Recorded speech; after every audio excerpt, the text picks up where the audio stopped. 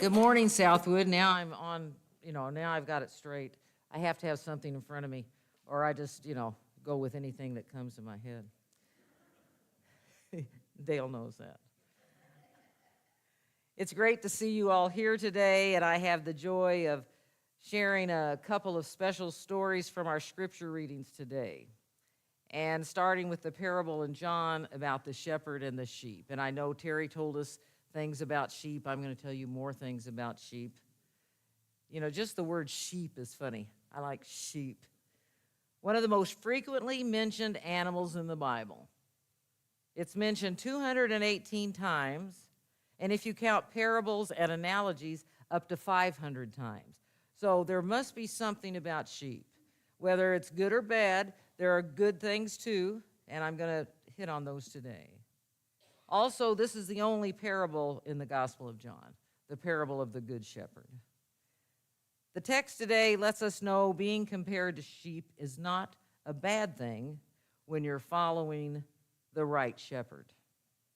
Barbara Brown Taylor, in her sermon, The Voice of the Shepherd, tells of a friend who grew up on a sheep ranch and easily dispels the myth that sheep are dumb. It was actually the cattle ranchers who started that rumor, because sheep do not behave like cows. Cows are herded from the rear with shouts and prods from the rancher, and they will move forward. But they like to be pushed from the back. But that doesn't work with sheep. If you would try to prod sheep from the back, they would keep running around and trying to get behind you. I don't know, there just must be something in that little head.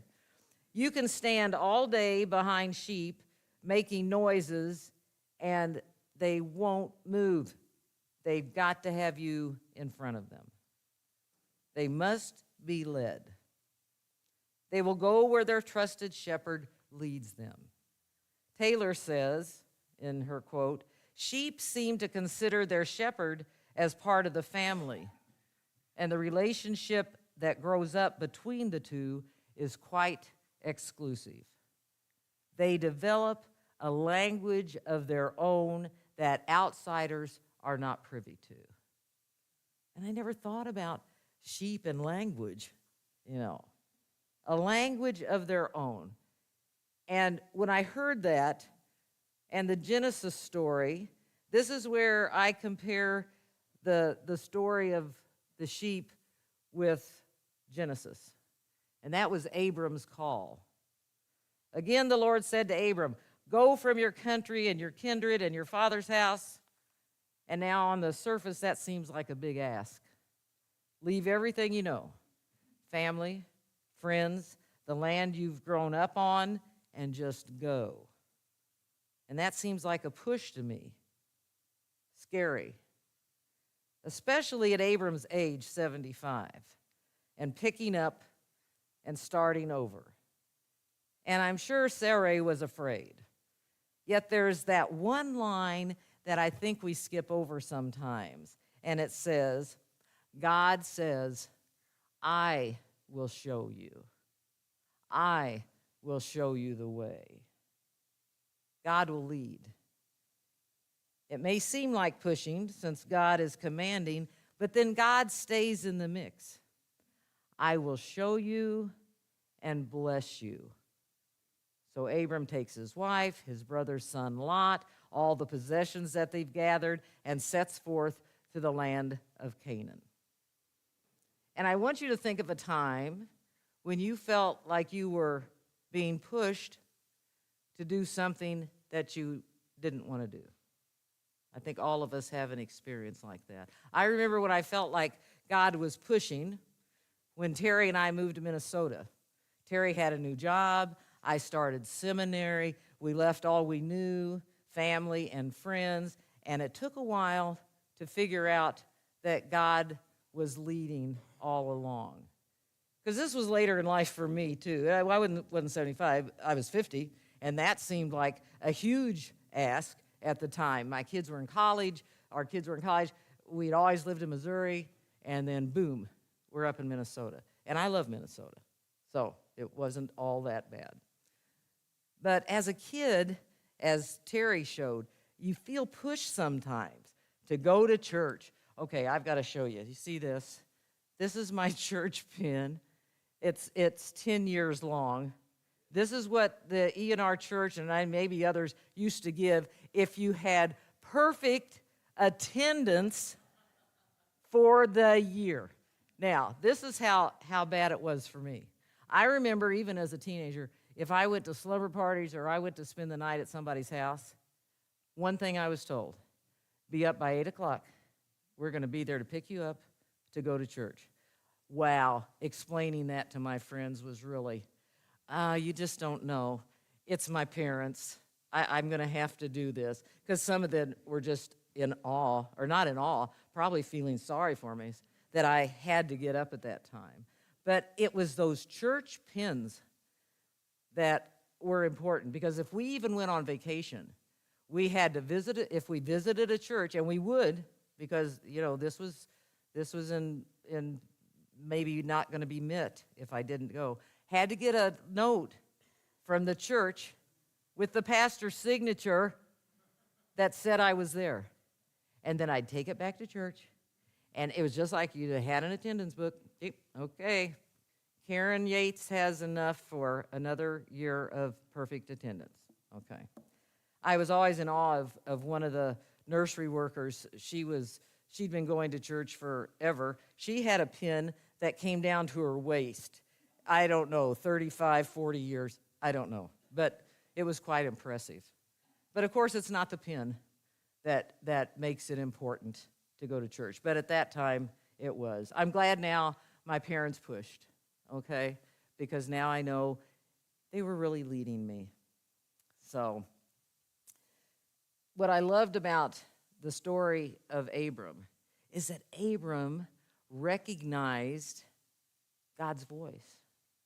It's like the sheep recognizing the shepherd's voice, because that's the key to the sheep following the shepherd. Sheep can recognize up to 50 voices.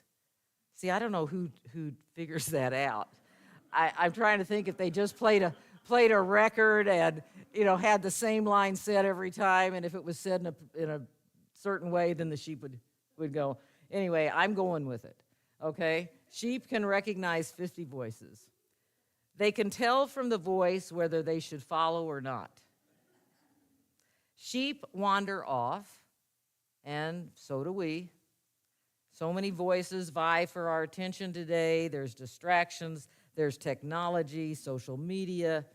Everything can lure us in so many directions. But when we hear a voice that we recognize and trust, we can be drawn back. I want to share some other facts that make sheep a good comparison to church communities. Because sheep are social creatures and they recognize their flock even after long periods of separation.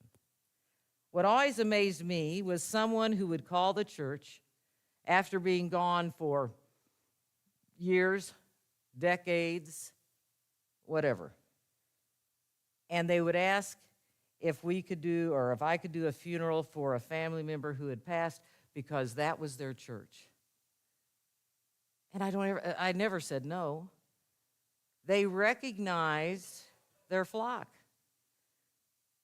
They hadn't been in attendance, but it didn't matter. They maybe even had moved away for years, but they still felt that this was where they could turn for themselves or a loved one. And that's what a faith community is. You are welcome back into the flock no matter when that might be. No matter how long you may have been gone, you are welcome back in the flock.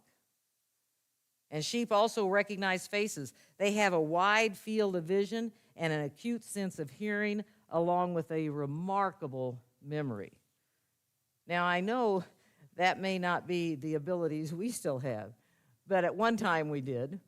Okay, we recognized faces with our good memory. But here's one of the amazing things that sheep can do, even within their flock. They will choose the wisest sheep to follow. Now, I'm not talking about the shepherd. I'm talking about somebody within their flock that they feel is wise and will lead them intuitively. They'll know that they will be led in the right direction for food, for water, for protection. So comparing us to sheep as we follow Christ is a beautiful picture. John also talks about the hired hands, who some commentators say are the religious leaders of the time, who don't really care or know about the sheep. They are just in positions of power, being able to see if the flocks of sheep will pay their taxes. But when Jesus says, I am the good shepherd, it would have been an affront to the religious elite. One commentator puts it like this: a modern day equivalent of I am the good shepherd might be for Jesus to say, I am the good migrant worker. The lowest rung on the pole. Because shepherds were considered the lowest. The shepherds, and they were considered the lowest on the social ladder. But this shepherd speaks truth to power, reminding the religious elite that they are not leading the people, but they are pushing them, exploiting them for their own purposes. So as we look at the church today, we need to ask ourselves, what are the struggles that threaten our churches? Because it is struggling. Is it the internet? Is it, the new AI that's got everybody so upset? Is it because you can now attend church online so you don't have to have your seat in the seat? Is it other activities that happen on Sundays? Is it that too many people feel that their early experience in a church was so uncomfortable and controlling, they never want to go back again? We are no longer the church of the 60s and 70s, and yet we yearn to have the attendance that happened then. But the church today still has a shepherd. And I think sometimes we forget. Jesus, our shepherd, has never left us. We may have left for a while, but the shepherd is always there. So how can the church have a voice that leads and doesn't push? What are those things that stifle us rather than promotes community? How does the church provide a place where everyone can feel like they belong? And what is it going to take to be that place where those who feel lost or alone want to come back into the fold? Maybe the bigger question is understanding the difference between pushing and leading. How do we as the church invite without pushing? The question shouldn't be, why aren't you going to church, or do you have a church? Maybe instead of a question like that, we make a statement. You know what I love about my church?